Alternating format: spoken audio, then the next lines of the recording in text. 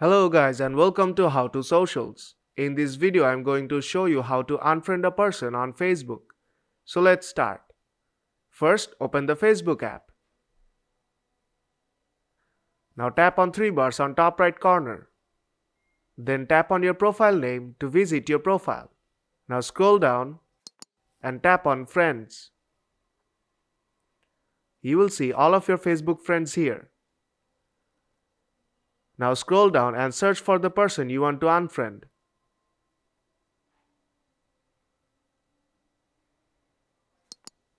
Now tap on their profile name to visit their profile. Here you will see a friends icon just beside the message icon. Now tap on that and then tap on Unfriend. Then tap Confirm. And that's how you can easily unfriend a person on Facebook. So if this video helped you out, then don't forget to leave a like. And see you in the next tutorial.